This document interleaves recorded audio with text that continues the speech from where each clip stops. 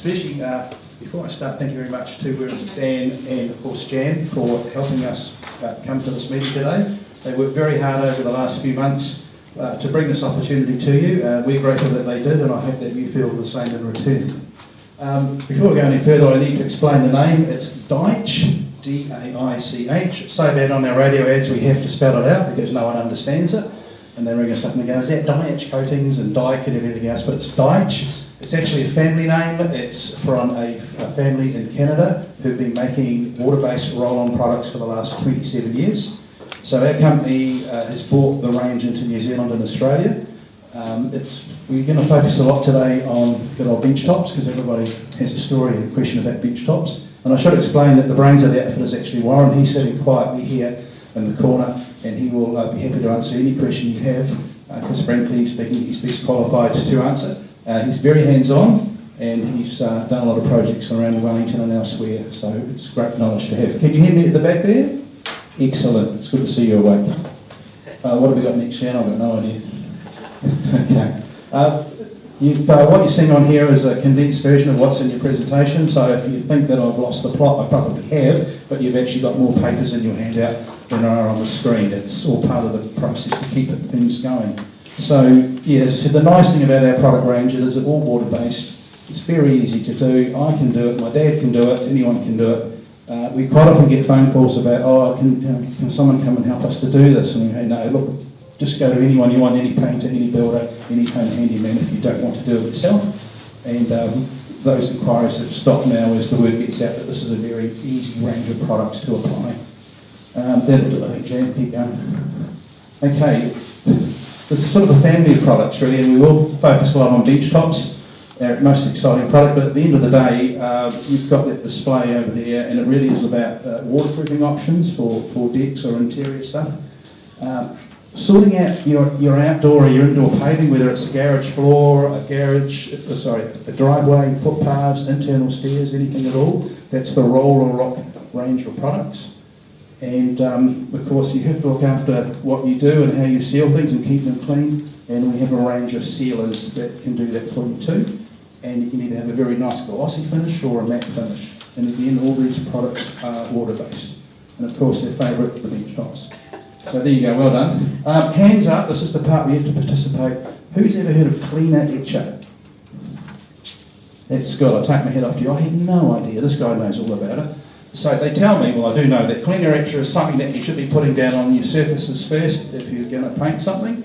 And the part about it is, of course, it cleans after you've water blasted, it cleans what you're going to do, and it actually etches or scores into your surface before you put your surfaces on, your top surfaces on. Now there are a couple of options out there that I know of, and they're either salt-based or acid-based. Following the theme, our one is actually water-based, so we're actually selling a lot of this product just as a standalone item for anyone who needs to do some surface prep. So that was my learning of 2017 about water-based cleaner etchers. What else we got? We talked about the waterproofer, the roller rock, the sealers, and the bench top. What's next, Jan? There's only 11 slides, so it shouldn't be long. So this is one of Warren's projects in your son's house in Whitby. Yeah. So I believe that this floor isn't wood, it's actually landlord's vinyl coming up, or lino? No, MDF cover sheet. MDF cover sheet. So this is using the roller rock product, which, well, you can do the show, I think. Yeah, so that's roller rock. It's that roll on, comes in a can, 4 litres or 10 litres. If you've got grout lines in it, you can put grout lines in. We can put grout lines in for you because we've got the tape that does it. And you can have a shiny surface or a flat surface. So in terms of the surfaces you want, you've got 2 types of roller, and yes, they are special, and yes, you can buy them through us. One is a tile texture roller, which gives you a very smooth finish. You can see these at Mitre 10 stores or online. That gives you a shiny finish, and the other one, it gives you a rougher finish. So that's more grippy and for outdoors. But both have a very high non-slip rating, and they're very, very easy to apply. So yes, there are special rollers for some of these products. Yes, sir. Is indicating the product can be put onto wooden flooring, onto plywood or hardwood? The answer is yes. You will need to prime the floor first. So this one here, just to go back, this was a very nasty very nasty stick-on floorboard looking tile. The MDF cover sheet underneath looks like floorboards, it's actually just the impression of the stick-on. Underneath that was the chipboard flooring of the actual house. What I did there was remove all that cover sheeting, and I sealed the chipboard floor with a product called Zinza Cover Stain, which is available from most leading hardware stores. Just bear in mind, these are a water-based product. The Zinza product is an oil-based, no issues with that. Two reasons I use the Zinza Cover Stain. We saw it earlier, we have a product here called Elastalock. I could have used that. That is a waterproof rubber membrane, which goes onto timber or concrete, or stainless steel for that matter. I chose the Zinza one. A, I wanted to try it, but B, it was a product that I could have tinted to a grout line that I wanted. Whereas our Elastalock is grey and we can't tint it. And you can see here, albeit not the best of pictures, I did use a grey which was very, very similar to this one here. You can see the grout line there. So I tinted the Zinza cover, had the Zinza Cover Stain tinted to the grey that I wanted. I then used that product to prime and seal and bind the chipboard flooring. And at the same time it gave me the grout line cover that I needed. Then I applied, and we do have, did we bring the tapes with us? I don't think Okay. Lisa and Jane's car. Those grout lines on there, or the flagstone pattern there, we do have the tape that creates that pattern. It is a glass reinforced tape, not a masking tape. If we apply a masking tape and try to go in a straight line, we all know it wants to wobble and go wherever it does. Glass reinforced, it lays down straight. So once the prep's done, the floor is sealed. You then have to mark out what size tile, and you could go small tile to large tile. Now if you're doing an exterior project of 20, 30, 40, 50, whatever square metres, and you don't want a solid block of colour, you can break it down into tile patterns. So that's when the tile tapes come into their own. Once it's sealed and coloured to the grout line colour that you want, we then apply the grout line tape, which I did. In fact, I used a series of these tiles, ran them along the side of the wall, ran the tape down the side of them and just moved them across. So I ended up with a patterning of that size. Once the taping's done, 2 coats of roller rock. First one has a 5-hour dry time, the second one has a 24-hour dry time, over top of the grout line tape. Once it's dry, you just simply pull the tape out. Being glass reinforced, it cuts its way out, doesn't tear the product as it comes out. Leaves you with your nice, straight, clean, and you can see from that, come out and look at it later on, very, very straight grout lines. Once the tape is out, we then go back to the sealers, which are sitting over there, a semi-gloss or a satin sealer, and this one I actually put the semi-gloss sealer on over top of it. Now to go from that to that, and from memory that was about 15 square metres, cost me somewhere in the vicinity of a retail price of about $200. Very, very quick, very, very cost effective. To show you how hard this product is, this is actually rated commercial, light industrial. You can drive forklifts on this stuff. Just a little humorous story. Out of this cavity here was where my son had his fridge. Young being young, they had this way oversized fridge they didn't need and couldn't get it through the door, apart from turning it sideways. He'd taken it out to the dining room. Now to get it back, I didn't want to drag it across the floor, knowing how hard it was. I put down my travel rug, rubber-backed tartan travel rug, we've all got them. Put the fridge onto it, and we pulled the fridge through the doorway to the cavity and then pushed it back in. Nice and quick, nice and simple. One issue. Because it is rated commercial, light industrial and is hard wearing, I had 4 holes in my travel rug where the wheels were sitting when it travelled across the stone surface. That's how hard this product is. It's really, really good. Now as Grant said, and coming over this later, that is a garage floor driveway surface, so it has texture, non-slip. That is the driveway footpath, that is the garage floor surface.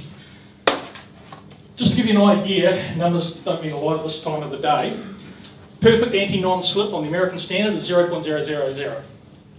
This product is rated 0.093. So it's only 0.007 off perfect non-slip. We do have, and I have a picture over there later on, if you want to come and look at it, just to give you another example of how hard wearing this product is. Daich as a company, 2 years ago, did a 35,000 square feet outdoor area around swimming pool, patio, very, very public area in the Miami Hotel in Florida. So just think about that for a minute. Miami Hotel, Florida, wet area. If I trip or slip, the question is, who can I sue? They've used this product outdoors.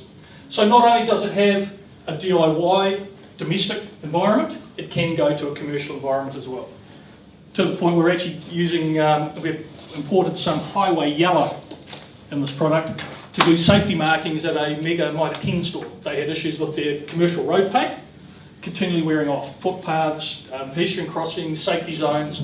They're actually using the highway yellow. So there's lots of options here within the product range itself. So come and have a talk to us later, and we can see what we can do for you. Thanks, Warren. We'll save the rest of the questions just for the end, because Warren is really good at these things. What's next question? Yeah, don't worry about reading that, but that people would rightly ask, how much per square metre? The answer's in your packs. All I'll say is that it's very, very cost competitive. And of course, you're making a lot of savings because most people do it themselves. So very, very favourable. What do you feel is the lifespan of these coatings, whether they're on a garage floor or a bench top? Oh, decades. Decades.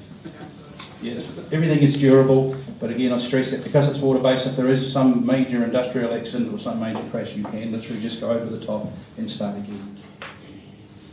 Okie dokie, yeah, this is my favourite one. I keep talking about bench tops, and the reason I keep talking about it is we've just had the most interest out of it. It's something that everyone can appreciate, and it's something that pretty well everybody can do. And basically, we've seen the kit up there. This is just an empty box now. So people ask us, what's in the kit? Well, that's empty there, but we keep saying, and I say it repeatedly, everything's in the kit apart from the masking tape and your elbow grease. There really is nothing else that you need to do. Warren has very kindly bought in his old, that wasn't your green bench, wasn't it? No, thank you, Mr. Trade. Trade me $2 for that bench if you're interested. It was a very long bench, and we've got lots of offcuts. If you go in the Mitre 10 stores in the country, you'll see little bits of green bench top like that. But the point of bringing the bench top was just to show you how easy it is to do a bench in a weekend. And it is a weekend because there are some cure times in there. And as we've said to many people already, the whole process is you basically take the sandpaper which is supplied. You've got some rough stuff and some fine stuff. You mess up your surface to start with to get some purchase. You put down 2 base coats, 2 stone coats, and yes, it is heavier, and 2 sealers at the end. And if you want to know what type of roller or paintbrush to use, that's in the kit as well. So there's even an instruction here about how to put on the mask, and this is the mask. And if that's not enough here, there is a 1-page sheet, and even the guys could read this one. And if wait, there's more, there's also a DVD as well. So if you forget, it's on the DVD. If you don't have a DVD, just go onto YouTube through our website called daichcoatings.com, and it'll show you how easy it is to do. The only trick that I'm really aware of about this thing is to make sure that you stir your paint pot well, otherwise all your stone chips will settle to the bottom. But if you manage to make a mistake there, you can give you a plastic scraper to move it all around. Warren, do you want to say anything about bench tops and what you've learned about them and how easy they are? By the way, Mitre 10 staff are our biggest buyers, so we expect you to eclipse that. Just to quickly go over this for you, the bench top kit itself will do up to 4 square metres, which is, generally speaking, from all our experience, well and larger than the average bench that we've done. I think we've had one customer that bought 2 kits and actually returned 1. So 4 square metres is good coverage. If you're sitting there thinking, well, how big is 4 square metres? The original bench top that I did was actually obviously my own. It was 2.6 metres long, 600 wide, and then I had a return which was 1.8 by 1.3. Gives you roughly an idea of the area. That came out at 3.78 square metres. So 4 square metres is quite a good size. There's no right or wrongs on how to apply the stone texture. There's a procedure to be followed, which is knock it back with 80 grit sandpaper, your old bench top. Now that could, and come and have a look later on, that could be a laminate bench top, it could be stainless steel. Ah, that's cool. Or it could be just a new piece of timber or old timber. As long as it has got a substrate that it can adhere to, after being knocked back, it will work. Knock it back with 80 grit sandpaper, then we applied the 2 base coats, which Graham mentioned. There's about a 40-minute to an hour dry time on those. Bearing in mind this is all water-based. So your ambient air temperature will have some determination on drying times. Like any paint product, Try not to do it under 10 degrees because it will slow down your cure time, and we're saying this will take 2.5 to 3 days, and if you're doing it in a 6-degree day, you're going to push your drying times out. So just be conscious of that, certainly coming into this time of year. So 2 base coats, 40 minutes to an hour dry time. Then there's 2 stone texture coats, and as Grant said, stir it, do not shake it, because we don't want air bubbles in it. Stir it, and it's like gritty porridge when you stir it, so make sure it's stirred so that the stone is back into the colour coat. Then it's poured into the paint tray, and you would fill that paint tray probably more than you would normally, because what we need to do is take the roller and go underneath the product and lift the stone that is starting to sink back onto the roller. To apply, we then clean the roller, the heavy dripping, but we still want a very moist to wet roller to apply the product. So we don't want to be like some of us when we're rolling paint on walls, get to the point where we're really forcing the roller and trying to get a bit more paint. We want continual flow of product. Now this roller here, as you can see, it looks like a sponge. Some of our newer kits have got a roller similar to that because it holds more product. So the application is quite simple in roll on, but not up and down as you would a wall, and an X-pat. So you're actually literally spreading the stone and the texture colour around. If you go up and down, all you're going to do is move product forward and back. We want to go forward, back, left, right, diagonal, all over the place. Again, there's no right or wrongs on how to do it, just do it. If you can roll paint, you can roll this. That's the first coat. Come to the second coat after a 5-hour drying time. And you might look at it and go, oh, it's a bit lumpy here, and I've got it a little bit smooth here. Don't panic. All you do is roll more product on this side than you do on that side. Again, there's no right or wrong. It doesn't matter if you've got more product on one side to the other, because we've got a sanding process to go through as well. What we're looking for is the end result, and you'll see up there later on when you come and look, the colour exposure as opposed to the depth of product. Because you're rolling on with a good roller, you'll have depth of product. So don't overly panic if you think one side's more product than the other. Once you've got the second coat on, it's a 24-hour dry time. Then we come to the sanding stage to do the final prep. The instructions do say 120 grit sandpaper. Don't go back to a very coarse sandpaper because you do not want to scratch the colour coat. If you aggressively sand and take it right back, and a few people have suggested to us in the past, oh, it's not as smooth as I would like.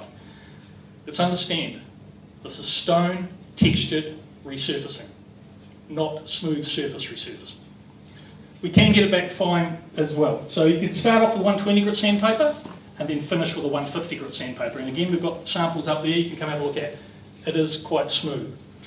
Once the sanding has been done, you can either do it by hand, as I did on my first bench because I wanted to be really careful and I got the feel all the way. You can imagine 3.78 metres later. I had it. The bench tops I've done since then, orbital sander. Don't be afraid, use an orbital sander. It makes the job so much better. Caution, stay away from the edges of the bench by about 5 or 10 mil. 2 things will happen if you hit the edge. You'll take the stone texture colour coat off that you've just applied, and you'll actually take the edge off your bench and reshape your bench, and you don't want either of those scenarios. Let's say you have taken that edge off, bench is still in good form, but you've taken the colour off. All you need to do to repair it is stick your finger into the stone coat and dab it on. Just touch it up. Unfortunately, you're going to have to wait the 24-hour dry time again, but it can be fixed. Then sand it off. So stay 5 to 10 millimetres away from the edge with an orbital and hand finish. Once it is sanded, there are 2 clear coats to go onto it. Now, again, like the stone coat, do not shake the tin. We don't want air bubbles in there, because when you apply that and those air bubbles expire, you could potentially have rings. Sounds scary, but it's not. If you do have rings, a light sand and another coat.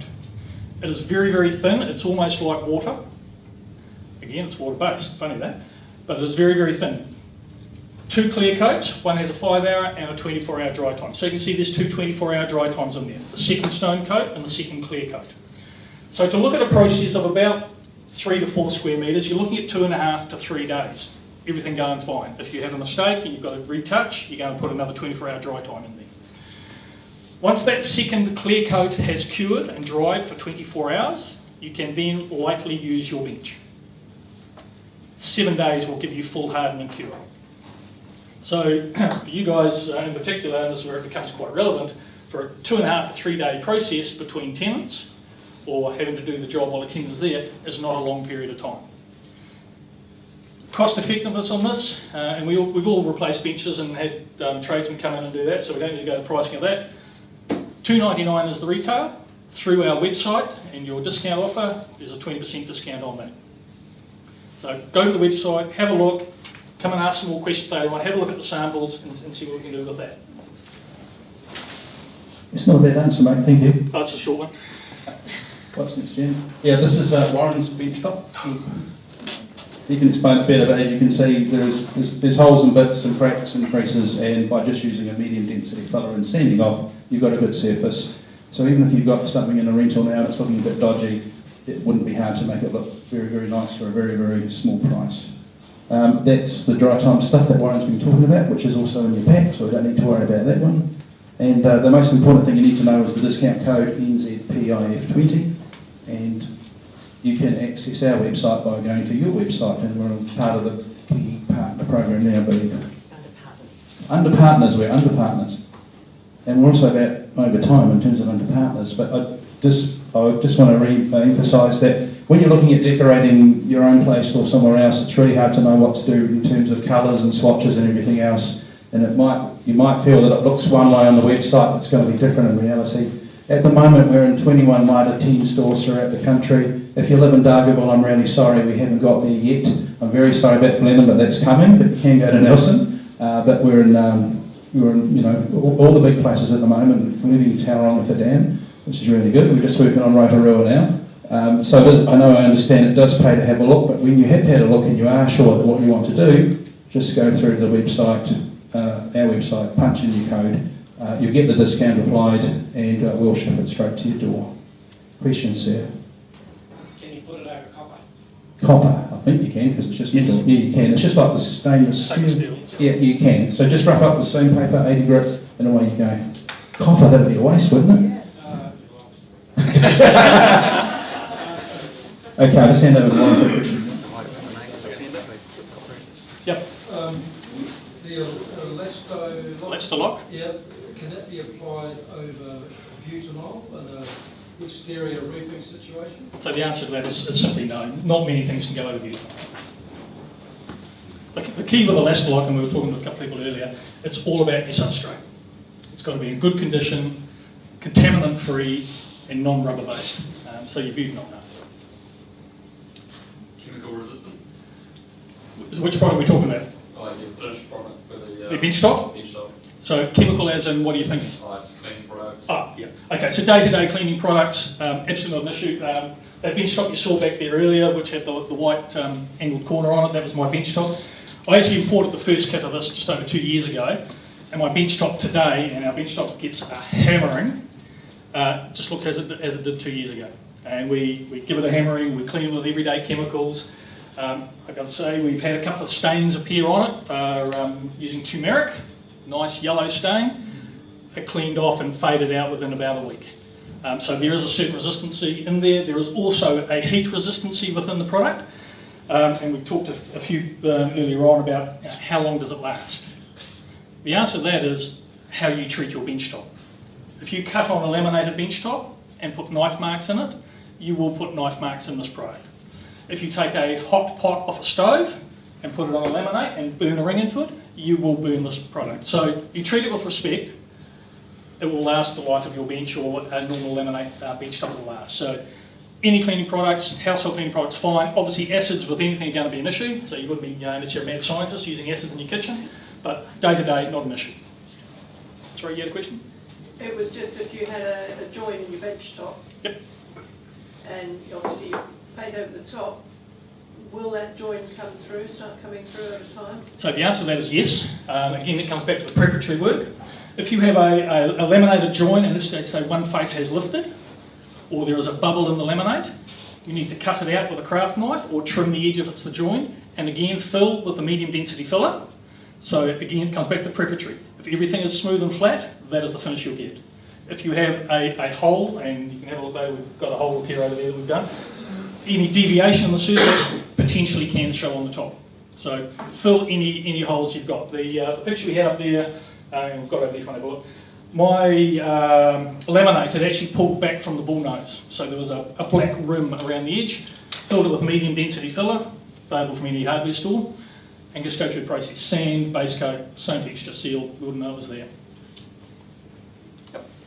If you've got, do you have to take the taps off the bench? So, Paint it? yeah, the answer to that is no, but if you want to, yes. The only thing that's not in this kit is masking tape. So you can take, and I've done 3 benches now, and I have not removed the sink, the tap, or anything at this point. I've just simply masked them off and gone through the process.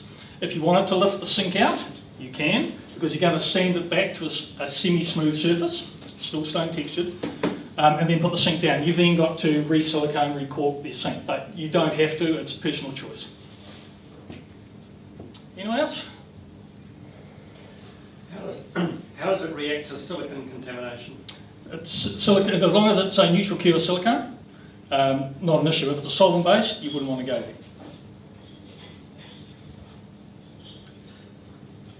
No one else? All good? Come up and have a look. It's easy to talk about the product. It's another thing to actually touch and feel and have a look, certainly with the roller rock exterior and with the bench.